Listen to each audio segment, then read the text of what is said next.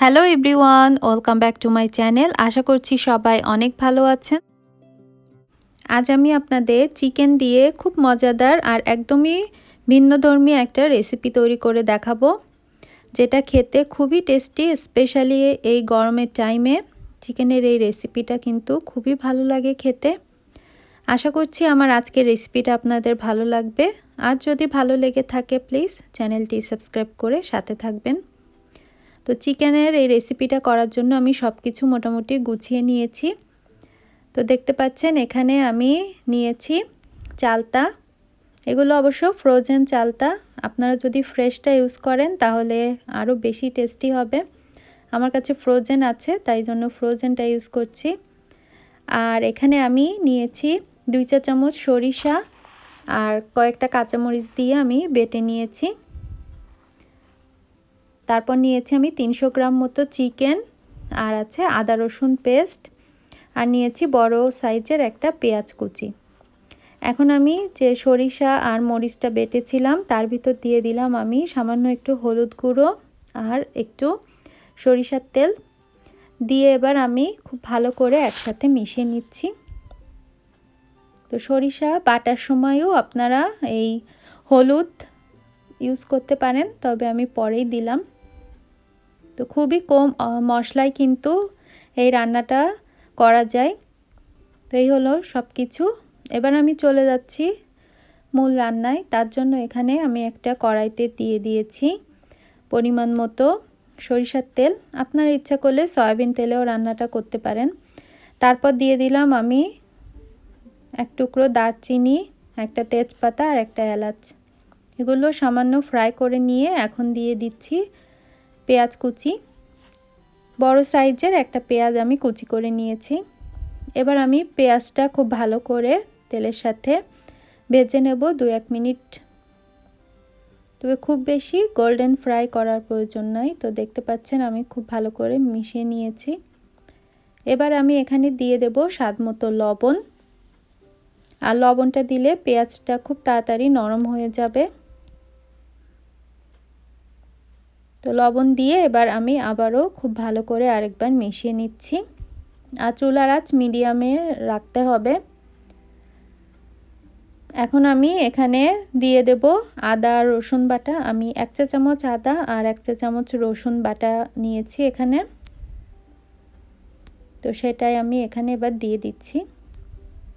দিয়ে এবার আবারও সব কিছু আমি 2-1 মিনিট খুব ভালো করে ভেজে নেব, যাতে করে আদা রসুনের কাঁচা গন্ধ সেটা চলে যায়। আর দিয়ে দিলাম আমি এখানে হলুদ গুঁড়ো পরিমাণ মতো। দেখতে পাচ্ছেন আমি খুব ভালো করে একসাথে মিশিয়ে নিচ্ছি। তো 2-1 মিনিট ভাজার পর এখন আমি এখানে দিয়ে দিচ্ছি 1 চা চামচ মতো লাল মরিচের গুঁড়া। এতে করে কালারটা খুব ভালো আসবে। এবার আমি আবারও ভালো করে মিশিয়ে নিলাম। তো আমার মশলাটা রেডি। আমি আর কোনো মশলা এখানে ইউজ করব না। আর যেহেতু কাঁচামরিচ ইউজ করেছি এজন্য এখানেও সামান্য একটু আমি লাল মরিচের গুঁড়া দিলাম। এখন আমি সেই চিকেনগুলো দিয়ে দিলাম। এখানে 300 গ্রাম মতো চিকেন আছে। চিকেনটা দিয়ে এবার আমি আবারও সব কিছু একসাথে খুব ভালো করে মিশিয়ে নেব। আর এই পর্যায়ে কোনো জল ইউজ করবেন না। চিকেন থেকে যে জল বের হবে তাতেই চিকেনটা অনেকটা সেদ্ধ হয়ে যাবে। তো চুলার আঁচ এবার বাড়িয়ে দিয়ে আমি চিকেনটাকে কিছুক্ষণ রান্না করে নেব।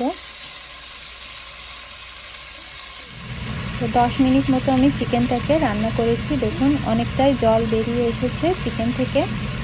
এখন আমি যে চালতাগুলো নিয়েছিলাম সেইগুলো দিয়ে দিচ্ছি।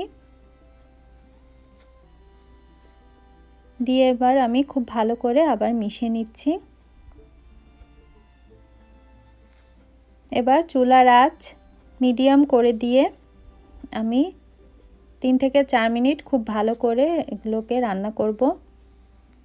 তো দেখতে পাচ্ছেন আমি মিশিয়ে নিচ্ছি। এখন আমি এখানে দিয়ে দেব পরিমাণ মতো জল। আমি এখানে 2 কাপ জল ইউজ করছি, কারণ এই রান্নাটা খুব বেশি ঝোল হবে না, একটু শুকনো টাইপের হবে। এবার চুলার আঁচ বাড়িয়ে দিয়ে এটাকে ফুটতে দিতে হবে। দেখতে পাচ্ছেন জলটা অলরেডি ফুটতে শুরু করেছে।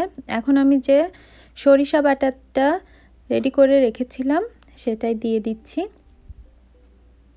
তো সরিষা বাটা দেওয়ার ফলে চিকেনের টেস্টটা কিন্তু অনেক বেড়ে যাবে। তাছাড়া আপনারা চালতা ছাড়াও আমও ইউজ করতে পারেন কিংবা জলপাই। খুবই ভালো লাগে চিকেনের এই রেসিপিটা এই গরমের দিনে। তো আমি সরিষা বাটাটা দিয়ে খুব ভালো করে একসাথে আবারও সব কিছু মিশিয়ে নিলাম। এবার আমি ঢেকে এটাকে রান্না করব যতক্ষণ পর্যন্ত না চিকেনটা খুব ভালো করে সেদ্ধ হয়ে যায়। তো ফিরে আসছি চিকেনটা সেদ্ধ হয়ে যাওয়ার পর।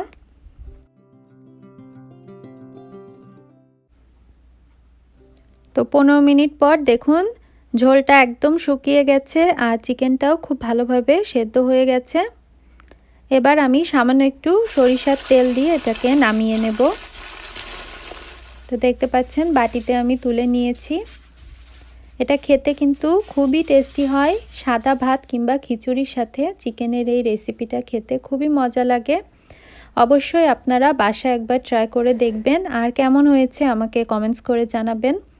যদি রেসিপিটা ভালো লেগে থাকে প্লিজ চ্যানেলটি সাবস্ক্রাইব করে পাশে থাকা বেল নোটিফিকেশনটি অন করে দিবেন নতুন নতুন রেসিপি পাওয়ার জন্য। সবাই ভালো থাকুন, সুস্থ থাকুন। দেখা হবে অন্য কোনো রেসিপি নিয়ে। সেই পর্যন্ত বাই বাই।